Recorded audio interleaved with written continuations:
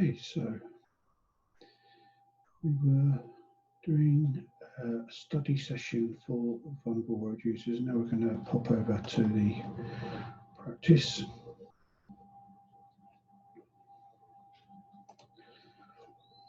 And we're doing vulnerable road users over there.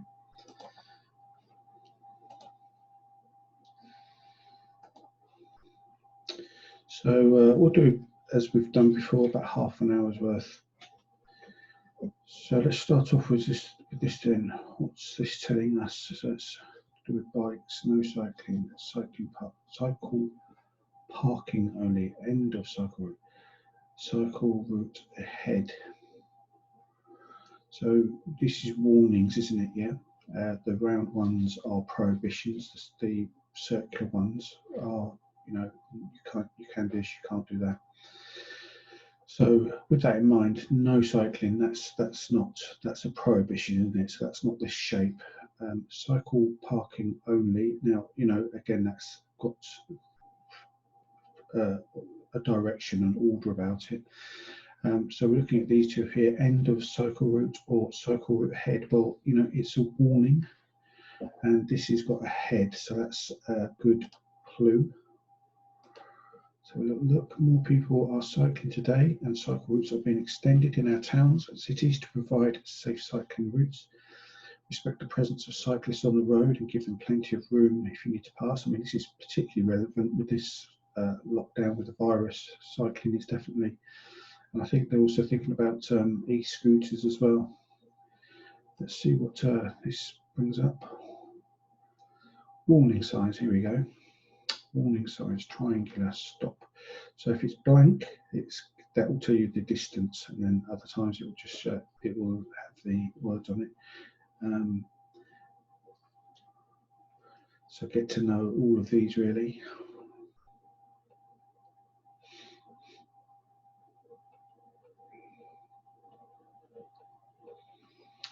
Just get to know them really. Okay, so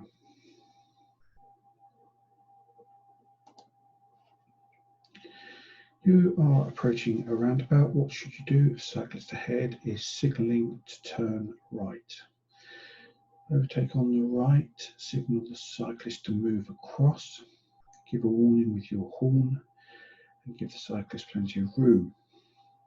So let's take these. Signal the cyclist to move across. Well, we know, don't we, that this is not what we do. We don't tell others what to do. So boom, that goes out the window. Overtake on the right. Well, this cyclist is. What should you do if cyclist ahead is signalling to turn right? So we signal, don't we, and then we move over. So overtake on the right. Give a warning with your horn. So warnings. The use of the horn is for to warn of presence, isn't it? So not sure about that. Give the cyclist plenty of room. Sounds like a good idea. Would you agree with that? That seems like a good idea. If you're following a cyclist who's signaling to turn right around about, leave plenty of room, give them space and time to get into the correct lanes, see what the highway code is. In all cases, watch out for, give plenty of room to pedestrians who may be crossing the approach and exit roads, traffic crossing in front of you on the roundabout, especially vehicles intending to leave by the next exit. Traffic which may be straddling lanes or positioned incorrectly, motorcyclists, cyclists and horse riders who may stay in the left-hand lane and signal right if they intend to continue around the roundabout, allow them to do so, and give plenty of room to long vehicles, including those towing trailers. These might have to take a different course or straddle lanes, either approaching or on the roundabout because of their length. Watch out for their signals. So, all good stuff.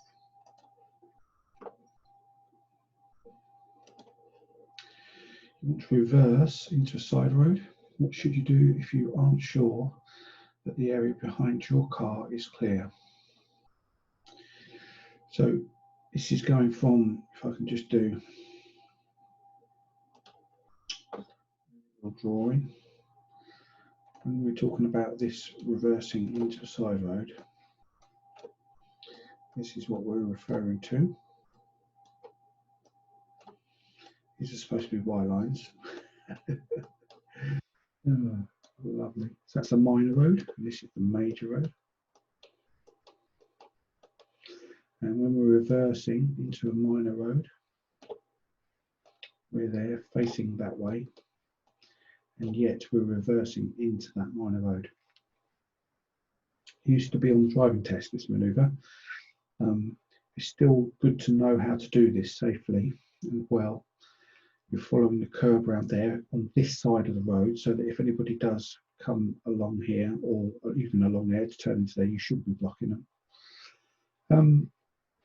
What should you do if you aren't sure that the area behind your car is clear? So we don't know if the area here is clear. What should you do? Look through the rear window only, check the mirrors only, get out and check, carry on assuming it's clear. Well, you know, can we safely get rid of this one? Carry on assuming it's clear. Because, you know, let's not make assumptions when we're doing this. Checking the mirrors only. You know, do we want to check the mirrors only? Don't like the use of the word only there. Look through the rear window only. Do we want to just do that only? You know, we've talked before on these sessions where we observations, all-round observations, and looking at the rear window. So getting out and checking sounds good. Just clear that. Boom. If you can't tell whether there's anything behind you, it's always safe to check before reversing. There may be a small child or a low obstruction close behind your car. Let's see what the highway code says about that. Look carefully. Oh yeah, it's this graphic here. Now, you know, yes, you've got to check. Well, let's read this first. Look carefully before you start reversing. Use all your mirrors. Check the blind spot behind you, the part of the road you cannot see easily in the mirrors. Check there are no pedestrians, particularly children, cyclists, other road users, or obstructions in the road behind you. Reverse slowly while checking all around, looking mainly through the rear window, being aware that the front of your vehicle will swing out as you turn. Get someone to guide you if you can't see clearly. This bit here, as this vehicle turns to, once that pedestrian's cleared, turns into that minor road, this front end swings out that way. So check here, you can't rely on this mirror to check that there's no one coming up this way. So a blind spot check here is very, very good, essential to make sure that you're not going to hit anything when you swing around here. But yeah, we're looking for, we're following the line of this curve as we're reversing to the minor road, but we're doing all-round observations. So that's the key thing there, dead slow, all-round observations. Yeah, including the rear windscreen without staring at mirrors.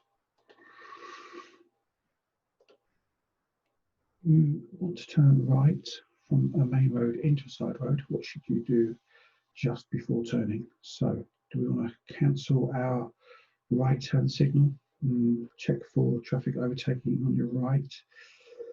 Select first gear. Stop and set the parking brake. So I think I'll do it just because they are so good, these drawings. We are in the major road. We want to turn right into the minor road. And ba-boom, ba-boom, ba-boom, ba-boom, ba-boom. We're here. So we want to go into this road. So let's do a little cheeky little giveaway. White lines. So the question is, you want to turn right from a main road into this side road, into the minor road. What should you do just before turning? So stop and set the parking brake. You know, do we have to stop here? Do we have to stop here? What would make us stop? Certainly if any pedestrians are crossing a road, or if there's anything coming down from this direction, we'd give way to that. This is, remember me saying before, turning right when you're cutting across traffic. This is where accidents happen statistically. But there's nowhere does it say we have to stop. So as long as your observations are good. So stop is, and setting the parking brake. No, that's definitely, we can discount that. Select first gear. Well, again, you know, that tends to go in hand with that one, doesn't it? Once you've stopped, you put into first gear. but there's nothing to say that we have to. We could be in 5 miles an hour second gear, poodling on up here. Mirror signal position speed. Look, mirror signal position. So you end up over here. Mirror signal position speed. Get the speed down. Get the gears down. You could be in second gear, 5 miles an hour. Do your observations. Remember, look into your new road before you steer into your new road. Make sure it's clear. We don't want any funny business of doing that. We also don't want to do any funny business of doing that. So that's all about whereabouts we start to steer. We generally use that white line as a bit of a guide as to when the front of our car gets level with that. Generally speaking, that's true. All right, signal position speed. Look, the last little bit there, the looks phase is look, assess, decide, act. So you look, where am I looking? Where am I looking? Assessing, decide and act, because there could be a car coming down this way. And if a person, an imaginary person, stood there, if that person can walk across that road without being hit by this vehicle here, you, generally speaking, have got enough time to turn right into that road. So this only works on 30-mile-an-hour roads, maximum of 30. So walk across, drive across rule. It's nice to picture, imagine, could a person walk across there if there's a vehicle coming down here? Could a person, the answer to that is yes, then you're okay to go. So anyway, what we're looking at, cancel your right. So well, why do we want to cancel signals before we've even turned right? We definitely don't do that. So check for traffic overtaking on your right. Absolutely. We have a little mirror there, don't we? Side mirror, because we're about to do that, aren't we? So we definitely want to check to make sure that there's nothing doing the dirty on us coming up here. What would that be? That could be overtaking vehicles, could be motorbike, could even, I suppose in theory, could be cyclists, couldn't it? Could be anything. Emergency services, absolutely anything. So we definitely want to check there. We do this thing called a mirror check, followed by what's called a chin to shoulder check, which is just basically a right, turn your head to the right, and boom, lovely old job. So let's get rid of all that. And get rid of that. And we're saying, what are we saying? We're saying that one, aren't we? So in some circumstances, your indicators may be difficult to see, and another road user may not realise you're about to turn. Final checking your mirror and the blind spot can help you to see an overtaking vehicle so that you can avoid turning across their path. Absolutely. And let's see what this has got to say about it. Wait until there is a safe gap between you and any oncoming vehicle. Watch out for cyclists, motorcyclists, pedestrians, and other road users. Check your mirrors and blind spot again to make sure you're not being overtaken. Then make the turn. Do not cut the corner. Cut the corner means cutting there, cut across there, because there could be something coming down there. You cutting that corner could be dangerous. Take great care when turning into a main road. You will need to watch for traffic in both directions and wait for a safe gap. So there's something wrong with that. Can you see what's wrong with that green one compared to this one? It's to do with this position. We talked about this, I think it was the attitude video, you know, paying attention. So the routine coming down here is mirror signal position over there towards the white line, which is what this green car's doing. And that enables these vehicles to carry on, which is fine. If you do need to pause, you pause level with this imaginary white line here, which is about exactly where that is. First gear, waiting to see whether it's a good time to go. Looking to new road, check his mirror, check blind spot, make sure nobody's doing anything you shouldn't be doing. So yeah, it's all good. Why should these road markings be kept clear?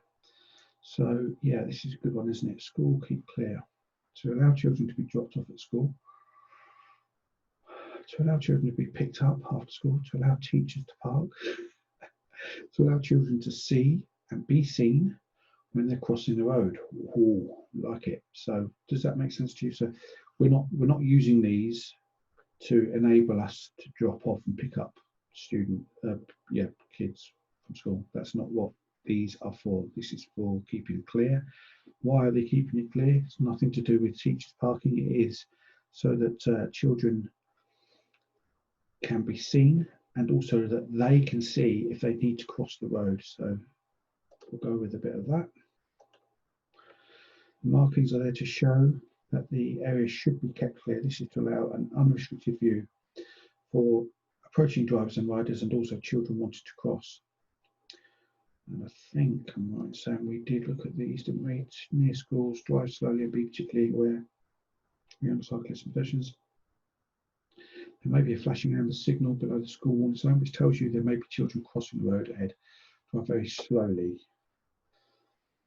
And what's that one there? You must not wait or park on yellow lines during the times of operation, shown on nearby time plates. Double yellow lines indicate a prohibition of waiting at any time, even if there are no upright signs. You must not wait or park or stop to sit down and pick up passengers on school entrance markings when upright signs indicate a prohibition of stopping. Lots of people get quite angry about this kind of thing. Let's have a look. So the road outside this school is marked with yellow. So what do these lines mean? What do these lines mean? You may park on the lines when dropping off school children. Don't think so. You shouldn't wait or park your vehicle there. You may park on the lines when picking up school children. Don't think so. You must stay with your vehicle if you park there. Don't think so. So it's got to be, if you're in agreement with me on that one. Parking here would block other road users' view of the school entrance and would endanger the lives of children on their way to and from school. So let's have a little look at the, you must not da-da-da. Yeah, that's what we just read, isn't it? Jolly good. Let's move on. What should you do if the left-hand pavement is closed due to street repairs? Watch out for pedestrians walking in the road. Speed up to get past the roadworks more quickly. Use your right-hand mirror more often. Position close to the left-hand curb. So, what with the pavement on the left being blocked, there is you can reasonably anticipate or expect that pedestrians are going to have to walk around the roadworks, aren't they? And that's inevitably could possibly mean walking into the road. So, got to watch that one there. We don't start speeding up, do we? We are going to need to do some effective observations to come round for sure, but it says more often doesn't kind of make sense. And position, certainly don't position close to the curb. So we're looking for that possibility there, aren't we? And where street repairs have closed the pavements, proceed carefully, slowly, as pedestrians might have to walk in the road. A couple of highway codes. If there is no pavement, keep to the right-hand side of the road so that you can see oncoming traffic. You should take extra care and be prepared to walk in single file, especially on narrow roads or in poor light. Please keep close to the side of the road. It may be safe to cross the road well before sharp right bend. This is where in the other video I did the little diagram to show this problem here. And there was another one, wasn't there? What's this one here? Oh yeah, this one here. We talked about this in quite some length, didn't we, in the study video. So yes, all good stuff.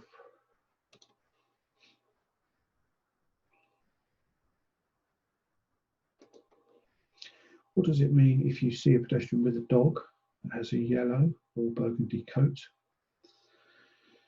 So the pedestrian is an older person, the pedestrian is colourblind, the pedestrian is a dog trained, the pedestrian is deaf. So yellow or burgundy coat.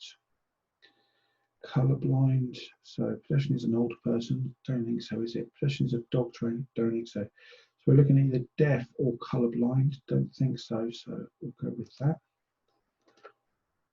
Dogs trained to help deaf people have a yellow or burgundy coat. If you see one, you should take extra care as the pedestrian may not be aware of vehicles approaching. Let's see what this has got to say. So particularly vulnerable pedestrians, children, older people, judging speed.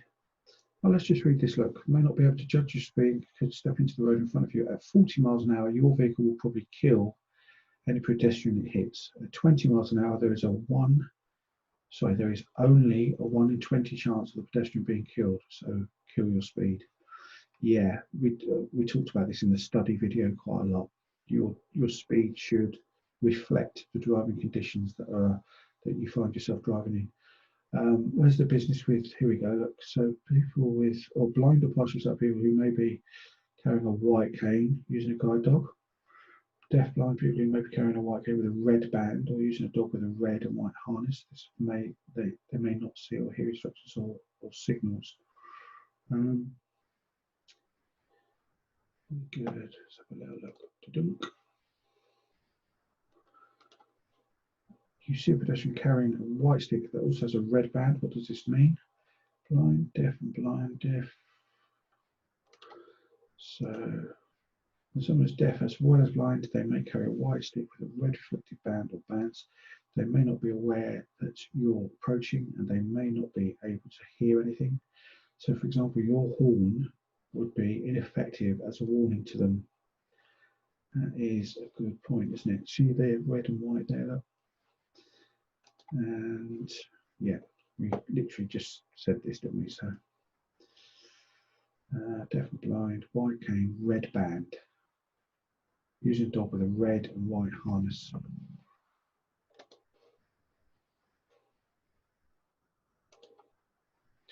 Back to reversing to side road, what should you do if a pedestrian is waiting to cross behind your car? So this is the same thing as the drawing I just did a couple of questions ago. What should we do if a pedestrian is waiting to cross behind your car? Wave to the pedestrian to stop. Sound your horn to warn the pedestrian. Give way to the pedestrian. Reverse before the pedestrian starts to cross. Now, so you're about to reverse into a side road. Now, do we want to be telling people what to do? We know that's, so let's just boom, that's gone. Sound your horn to warn the pedestrian. That would be a rather unusual thing to be doing, isn't it? Give way to the pedestrian, reverse before the pedestrian starts to cross. So, out of those two there, we're not going to start reversing quickly in order to get away from pedestrians that are waiting. Let's give way to the pedestrian. If you need to reverse into a side road, try to find a place that's free from traffic and pedestrians. Look all around before and during the manoeuvre. Stop and give way to any pedestrians who want to cross behind you. Avoid waving them across, sounding a horn, flashing your lights, or giving any signals that could mislead them and create a dangerous situation. The important bit here is this bit here. If you need to find a place that's free from traffic, because this is something that we've got a lot of freedom of choice, and it's the same when we're parking up in supermarket car parks. Find the correct places. Be careful with your selection of where you do things, because you can greatly increase or decrease risk based on where you choose to do things. So I think that's quite an important bit of that paragraph there. Anything new on this bit here? No, we've looked at that. You're following a cyclist. What should you do when you wish to turn left a short distance ahead? Okay, well, this definitely came up in the other video. Let's see if we can remember it. Overtake the cyclist before you reach the junction. Hold back until the cyclist has passed the junction. Pull alongside the cyclist and stay level until after the junction. Go around the cyclist on the junction. So in this scenario here, it looks like we've got a bit of a crossroads situation going on here, where there's a junction to the right. It might be a staggered crossroads. And there's another one to the left with a crematorium. We've got the cyclist. We've got to make a decision. What should we do? What should we do? So what we talked about on the study video was this business about zooming past the cyclist to then cut across when we're turning left. We talked about how that is really not a good idea. So let's not overtake the cyclist before you reach the junction. No. Hold back until the cyclist has passed the junction.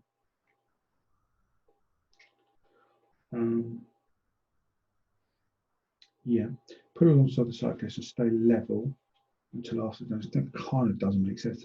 Go around the cyclist on the junction, and this is, on the junction, you're then going to cut them up. I think the thing here is, look, what should you do when you wish to turn left a short distance ahead? So it's not that far ahead. So that looks like a good option, doesn't it? Hold back until the cyclist has passed. Make allowances for cyclists, give them plenty of room. Don't overtake and then immediately turn left. Be patient and turn behind them when they've passed the junction. Anything that, oh, here we go, yeah, it's a nice little graphic here. So use your mirrors and give a left turn signal well before you turn left. Because it goes, the sequence is mirrors, signal, position, speed, look. So we do mirrors, central mirror, left mirror. Central mirror to see what's behind you, the distance before you put your brakes on. Left mirror to see if there's anything going on over your left side of your vehicle. Do not, so mirrors, signal, pop a left signal on a 30-mile-an-hour road, about 12 car lengths away from the junction, quite a long way, about as far as you can throw a stone, roughly, quite a long way on a 30-mile-an-hour road. Position doesn't change, get the speed down, get the gears down. But with regards to this, look, do not overtake just before you turn left and watch out for traffic coming up on your left before you make turn, especially if driving a large vehicle. Cyclists, motorcyclists and other road users in particular may be hidden from your view. Really, really good point, that is. Really, really good point. It's anticipating that there might be a possibility of somebody coming on the near side of your vehicle. That's the near side of your vehicle, that's the offside. So there could be a cyclist coming up before you, so look, this would be nasty, wouldn't it, if that vehicle turns left there.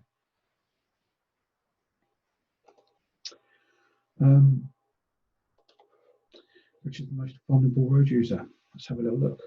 Car drivers, lorry drivers, tractor driver, and motorcyclists. Well, you know, the definition of vulnerable road users are people that are going to be coming off worse than us. You know, there's a whole list, wasn't there, of vulnerable road users that we used in this study video. Well, these are all drivers, look, tractor drivers, lorry drivers, but that's the only one that's not. This is a motorcyclist, yeah? Remember, they're smaller, more difficult to see, more difficult to gauge the speed of. They definitely come off worse if we have a collision with them. So motorcyclists, cyclists would be very, got to look carefully. What was that phrase we said on the study video? Do you remember the phrase? Think once, think twice, think bike. And that's really, really relevant. So we'll give that. The pedestrians and riders on two wheels can be harder to see than than other road users. Make sure you look for them, especially at junctions. Effective observations coupled with appropriate action can save lives. Absolutely. Highway code. See what this has got to tell us. Particularly vulnerable pedestrians. So, have we got any mention here about motor brakes and cyclists?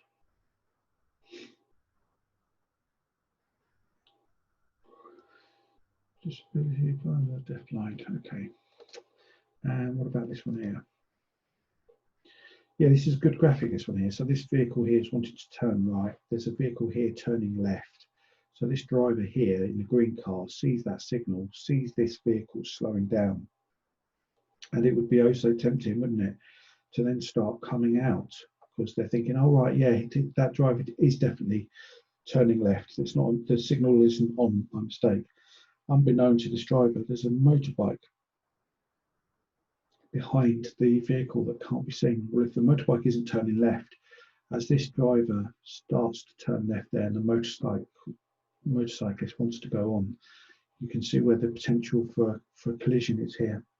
So often this comes down to, you know, certainly I was going to say with accidents, but it's the same with driving tests. Observations at junctions is, you know, has been the #1 reason for failing driving tests for a long time. So yeah, really good. Let's just read this though. It is often difficult to see motorcyclists and cyclists, especially when they are coming up from behind or coming out of junctions at roundabouts, overtaking you or filtering through traffic. Yeah, always look out for them before you emerge from a junction. They could be approaching faster than you think. When turning right across a line of slow moving or stationary traffic, look out for cyclists or motorcyclists on the inside of the traffic you're crossing. Be especially careful when turning. And when changing direction or lane, be sure to check mirrors and blind spots carefully. Yeah, absolutely. Last one, look. You're waiting to come out the side road. What should you look carefully? Sorry, why should you look carefully for motorbikes. So, motorcycles are usually faster than cars. Motorcycles can easily be hidden behind obstructions. Police patrols often use motorcycles, and motorcycles have right of way. Oh, it's very so. Let's have a look at it. I think we can discount this one, can't we? Police patrols often use motorcycles. Quite well, that's got to do anything. You're waiting to come out of a side road, so you're looking to emerge out of a minor road. Why should you look carefully for motorbikes? Motorbikes are usually faster than cars. I guess that's probably true, but motorcycles can easily be hidden behind obstructions. That's very true, isn't it? You know, trees, letterboxes, parked car. If there's a parked car in the major road, motorcycles have right of way. Well, anything does, doesn't it? Anything has the right of way. True. So, you know, I'm thinking here, why should you look carefully for motorbikes? Well, they can be easily hidden. You know, they're smaller. So let's have a look. If you're waiting to emerge from a side road, look carefully for motorcycles. They can be difficult to see. Be especially careful if there are parked vehicles or other obstructions restricting your view. So a nice graphic, this one. Oh, it's the same one, but yeah, okay, that's fair enough then. So that's the 13 there. Let's end that. Nice to see all correct, and I hope that's useful to you.